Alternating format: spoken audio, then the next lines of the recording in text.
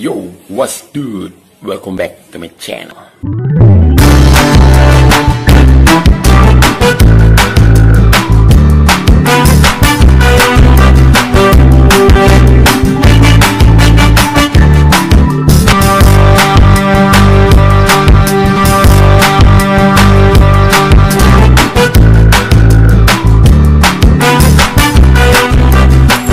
Sedangkan bimbingan sholat Bapak Ustadz Sulaiman SPDI.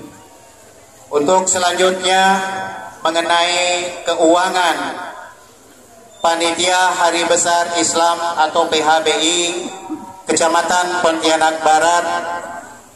Yang pertama, sholat Idul Fitri tahun 1442 yang kita laksanakan di tempat yang sama,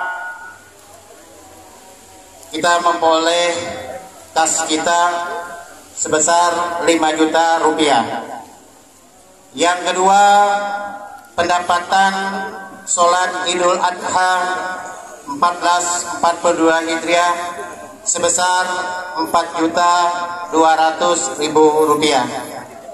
Total keuangan PHBI Kecamatan Pontianak Barat 9.200.000 rupiah. Sedangkan untuk pengeluaran kegiatan PH sholat Idul Fitri, kami persilakan.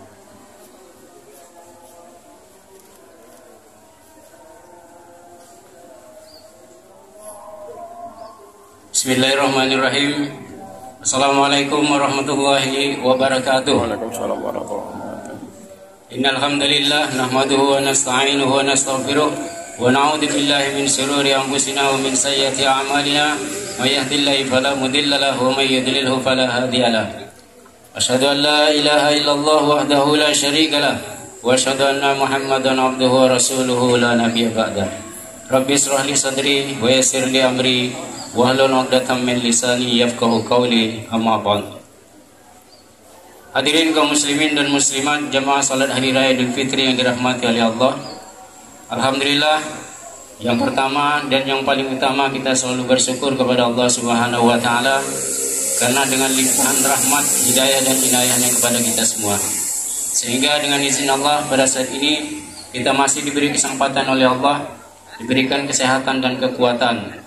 Dengan demikian kita dapat hadir bersama-sama di halaman kantor Camat Pontianak Barat ini dalam rangka melaksanakan kegiatan salat sunnah muakkadah, yaitu sholat Hari Raya Idul Fitri tahun 1443 Hijriah yang insya Allah akan segera dilaksanakan. Oleh karena itu, sebagaimana biasanya, sebelum kita melaksanakan sholat, kami atas nama Panitia PHBI Kecamatan Pontianak Barat untuk menyampaikan bimbingan ataupun tata cara sholat Id yang akan kita laksanakan pada hari ini. Kaum muslimin dan muslimat jamaah rahimakumullah, adapun tata cara salat Id adalah sebagai berikut. Salat hari raya Idul Fitri adalah salat sunnah yang dilaksanakan 2 rakaat. Sama halnya dengan salat-salat sunnah yang lain, hanya yang berbeda adalah niat dan takbiratul ihram. Jadi yang pertama, kita berniat yaitu dengan lafal usolli sunnatal Idul Fitri rakaataini mustaqbilal kiblati adaan makmuman lillahi ta'ala. Kemudian kita bertakbiratul ihram sebanyak 7 kali pada rakaat yang pertama. Kemudian nanti pada rakaat yang kedua, setelah kita bangkit dari rakaat yang pertama, kembali lagi kita bertakbiratul ihram sebanyak 5 kali. Jadi rakaat pertama 7 kali takbir, rakaat kedua 5 kali takbir. Nah, di antara takbir dan takbir kita selingi dengan membaca tasbih, yaitu subhanallah walhamdulillah wala ilaha illallah wallahu akbar dan seterusnya. Selanjutnya kita mendengarkan dan mengikuti imam sampai pelaksanaan salat selesai dilaksanakan. Allahu akbar, Allahu akbar, Allahu akbar, Allahu akbar, Allahu akbar, Allahu akbar kabira walhamdulillahi katsira وسبحان الله بكرة وأصيلا لا إله إلا الله والله أكبر الله أكبر ولله الحمد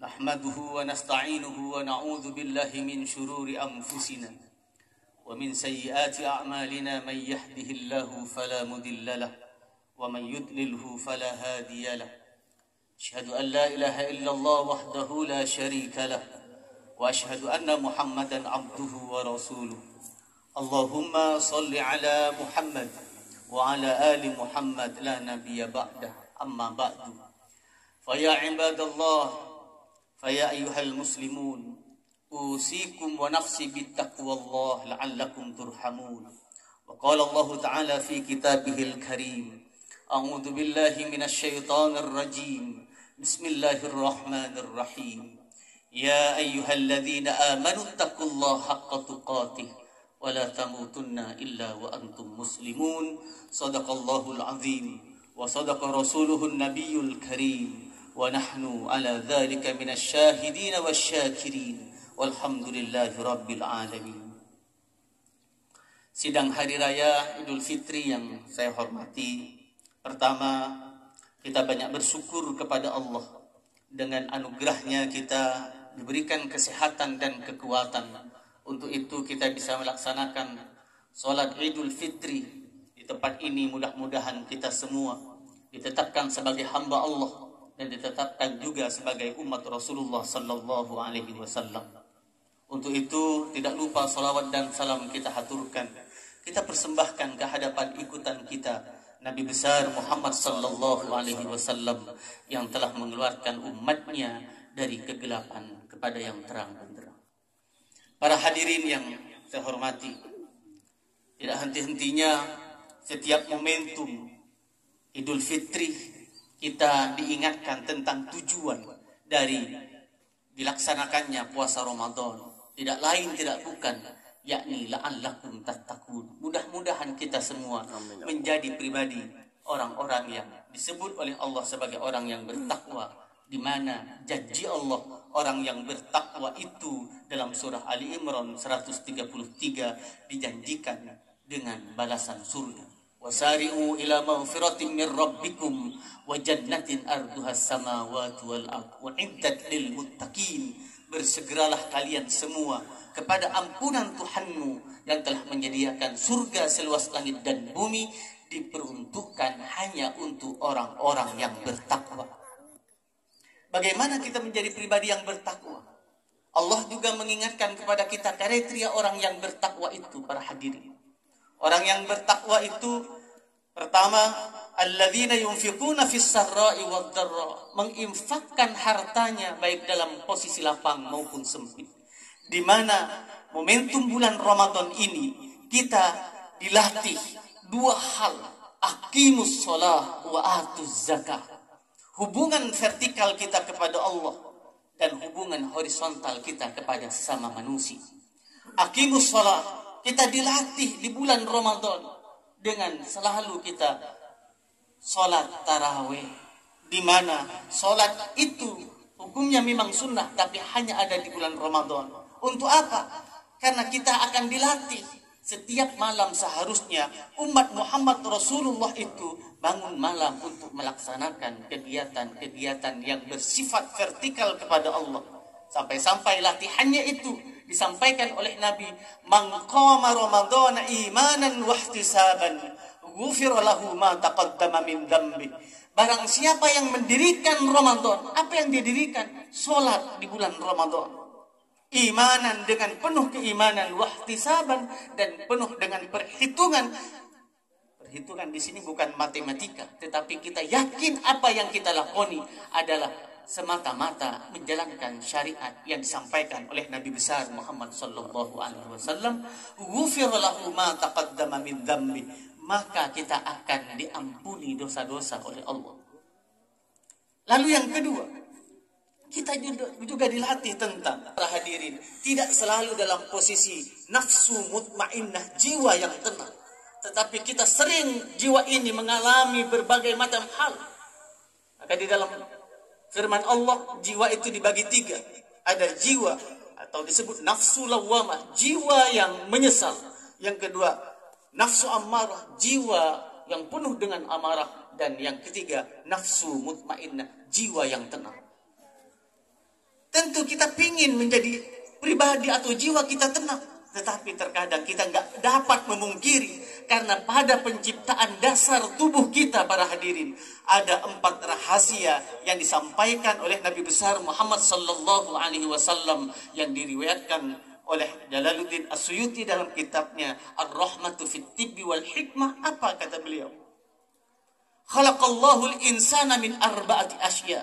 Allah menciptakan manusia itu dari 4 sesuatu. Minar rihi, dari angin, wal ma'i, dari air, wat tini, dari tanah, wal nar, dari api. Ada apa dengan angin, air, tanah, dan api itu? Pada setiap angin, air, tanah, dan api itu ada ruhnya. Yang semua ruh itu sekarang ada pada tubuh kita sebatang.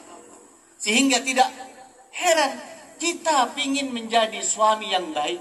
Kita pingin menjadi bapak yang baik. Kita pingin menjadi istri yang baik. Kita pingin menjadi tetangga yang baik. Tetapi terkadang, mohon maaf, percekcokan tak bisa kita elakkan. Karena pada tubuh kita ini mengandung 4 sesuatu. Awas, hati-hati. Pada angin, ruhnya bernama ruh raihan, punya sifat pantang kelintasan. Entah kenapa, tetangga mampu beli motor, mohon maaf, hati tak nyaman. Tetangga mampu beli mobil, napas tak nyaman. Ini yang sering dirasakan. Timbul iri dengki, timbul sakwa sangka. Inna ba'da dhanni ithmun, kata Allah. Sebagian saja dari prasangka itu dosa. Wala tajassasu, jangan cari-cari kesalahan orang. Wala yaghtab ba'dukum ba'da, dan janganlah kalian saling membenci. Ayuhibbu ahadukum ayyakula lahma akhihi maitan fakarihtumu. Maukah kalian memakan bangkai saudaramu yang telah mati? Fakarihtumu. Tentu kita tidak mau. Jijik kita. Itulah yang sering terjadi pada diri kita tanpa pernah kita sadari. Kenapa muncul sakwasangka? Itu disebabkan oleh rahasia angin yang ada pada diri kita. Yang kedua, ada rahasia air, nafsu. Nafsu yang jelek, bukan nafsu makan, bukan nafsu sama istri, tapi pantang kerendahan. Pinginnya disanjung terus, pinginnya diangkat terus, pinginnya dipuji terus. Ketika tidak dipuji, terkadang kita meradang dan lain sebagainya. Ini yang sering terjadi. Kita maunya enjoy berkawan, hanya gara-gara kawan bercanda, kok makin jelek, kok makin tua, otomatis muncul sifat keegoan kita. Awas kamu. Itu sering terjadi. Kenapa?